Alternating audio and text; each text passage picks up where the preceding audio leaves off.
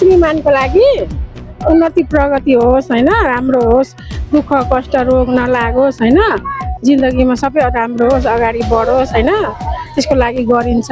पतिको लागि चाहिँ गरिरहने चलन, श्रीमानको आयु लामो होस्, आफ्नो श्रीमान स्वस्थ र मतलब राम्रो होस्। पूजा गर्ने पहिला फर्स्टमा खुट्टा धुएर सबै गर्ने, पङ्खा लगाउने हैन, प्रसाद दिने, टिका लगाइदिने। तपाईहरु के का लागि यहाँ पूजा गर्दै हुनुहुन्छ? मात्र श्रीमानको लागि कि यो तपाईको परिवारकै सबैको आयु राम्रो होस् हैन, लामो आयु होस् हैन, परिवार सुख समृद्धि होस् भनेर है? मेन त बुढाको लागि हो। अब त्यसमा त अब सबै पुरा फ्यामिली आइहाल्छ, परिवारै आइहाल्छ। दर्शकवृन्द, यति बेला म विराटनगर कथरी जोड्ने सिङ्या पुल नजिकै हनुमान मन्दिरमा छु र यति बेला तपाईहरु ब्याकग्राउन्डमा हेर्दै हुनुहुन्छ यहाँ महिला दिदीहरु चाहिँ यति बेला पूजा गरिरहनु भएको छ र उहाँहरु किन पूजा गर्दै हुनुहुन्छ यस विषयमा म थप जानकारी लिन गइरहेको छु। दर्शकवृन्द, यति बेला धेरै महिला दिदीबहिनीहरु यति बेला पूजा गरिरहेको अवस्था छ र म यसै विषयमा रहेर चाहिँ एकजना यति बेला दिदी हुनुहुन्छ, उहाँसँग म केही कुराहरु सोध्न गइरहेको छु। यहाँ धेरै महिला दिदीहरु पूजा गरिरहनु भएको छ हैन, यो बोटमा चाहिँ खास गरी यो चाहिँ किन पूजा गरिरहनु भएको छ हैन? पतिको लागि चाहिँ गरिरहने चलन, श्रीमानको आयु लामो होस्, आफ्नो श्रीमान स्वस्थ र मतलब राम्रो होस् भनेर, सबै सकुशलता होस् भनेर कामनाको साथ एउटा मतलब श्रीमतीले गरिरहे। भनेपछि कति घण्टा चाहिँ यहाँहरु व्रत बस्नुहुन्छ र कहिले यो व्रत तोड्नु पनि हुन्छ? यो व्रत त अब यहाँ गरिसकेपछि अनि घरमा गएर आफ्नो श्रीमानको पनि पूजा गर्नुपर्छ। त्यसपछि चाहिँ श्रीमानको गरिसकेपछि त्यतिखेर चाहिँ अब श्रीमानबाट चाहिँ जल खुवाइन्छ, पानी, त्यसपछि चाहिँ पूजासँग। अनि यो चाहिँ तपाईले हिजैदेखि व्रतमा बस्नु भएको कि आज कति बजेदेखि चाहिँ? बिहानदेखि चाहिँ अब तपाईको अबको बेलुका चाहिँ तपाईले तोड्नुहुन्छ। यसको चाहिँ तोड्ने चाहिँ यसको कस्तो किसिमको चाहिँ एउटा विधि छ भन्नाले तपाईको श्रीमानको उपस्थिति हुनै पर्छ कि नभएको खण्डमा पनि यहाँले तोड्न सक्नुहुन्छ? सकिन्छ, त्यस्तो अब छैन भने नभएको खण्डमा पनि अब त्यस्तो अब उ गरेर पूजासुजा गरेर। भनेपछि परिवारको लामो आयुको लागि चाहिँ यो खास गरी तपाईहरु एउटा कठोर व्रत बसेर चाहिँ यहाँ तपाईले विशेष त यो बोटमा तपाईहरु पूजा गर्नुहुन्छ है? एकजना अर्को दिदी पनि हुनुहुन्छ, उहाँलाई पनि म यसै विषयमा रहेर सोध्न चाहे, यो खास गरी किन यो पूजा गरिन्छ हैन बोटमा हैन, कठोर व्रत बसेर के का लागि यो कुरा बताइदिनुस् न।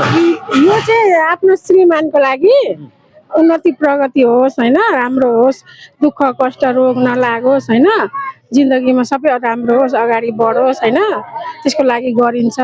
अनि हामी श्रीमतीहरूले आज बिहानैदेखि उठेर म व्रत बस्छु वट सावित्रीको भनेर एउटा प्रण गर्ने हैन, भगवानसँग मनमनै। अनि त्यसपछि दिनभरि आज व्रत बस्ने, पानी अब गएपछि पानी श्रीमानलाई पूजा गर्ने, पहिला फर्स्टमा खुट्टा धुएर सबै गर्ने, पङ्खा लगाउने हैन, प्रसाद दिने, टिका लगाइदिने।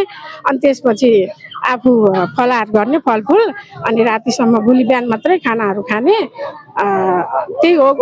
भनेपछि तपाईले अहिलेसम्म केही पनि खानु भएको छैन हैन र केही खानु पनि हुँदैन, मतलब जस्तो पानी हैन, पानी शरबतहरू यस्ता कुराहरू? यस्तो मात्रै हुन्छ, पानी शरबत फलफुल त्यति मात्रै हो हैन, त्यही पनि बेलुकातिर। अहिले चाहिँ यहाँलाई एउटा प्रश्न सोध्न चाहे मैले, यहाँको चाहिँ हैन विवाह बन्धनमा बस्नु भएको कति वर्ष भयो हैन र कति वर्षदेखि तपाईले चाहिँ यसो गर्दै हुनुहुन्छ? मेरो विवाह बन्धन भएको 29 वर्ष भइसक्यो।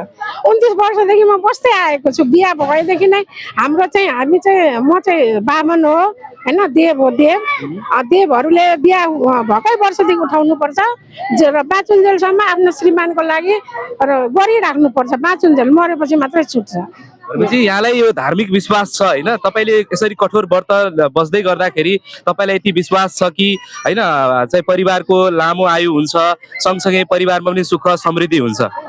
मलाई चाहिँ एकदमै विश्वास भइसकेको छ, किनकि म अब 28-29 वर्षदेखि गरिआएको छु हैन। एकदम राम्रो हुन्छ, मेरो श्रीमान अहिलेसम्म राम्रो छ, जे हो सबै कुरा राम्रै चलिरहेछ हामीहरूको। जस्तो अब यो एउटा प्रश्न यहाँलाई फेरि सोध्न चाहे मैले, जस्तो अहिलेको नव हैन वधु विवाह गरेकाहरू हैन, नयाँ पुस्तामा अहिले छ है, नयाँ पुस्तामा छ अहिलेका के छन् भन्दाखेरि तपाईँलाई उनीहरू चाहिँ अब यो पुरानो शैली पौराणिक चाहिँ मान्दैनन् होइन र तपाईँले त्यस्ता होइन अबका पुस्ताहरूलाई चाहिँ के भन्न चाहनुहुन्छ त अब उहाँहरूले चाहिँ यसो गर्ने चाहन्न बढ्दै बस्दैनन् केही पनि गर्न चाहँदैन यसमा उहाँहरूलाई विश्वासै हुँदैन हो हुन त हो मेरो पनि घरमा छोरा छोरीहरू छ मेरो पनि अब 25-26 वर्षको छोरा छ छोरी छ 20-22 वर्षको विश्वास गर्दैन गर्न त तर अब प्यारेन्ट्सले आमा बुवाले अलिकति उनीहरूलाई सम्झाउनु पर्यो बुझाउनु पर्यो कि हाम्रो यो पुर्खौँदेखि वर्षौँदेखि मनाइ आएको हो तिमीहरूले पनि मान्नु पर्यो होइन यति सक्दैन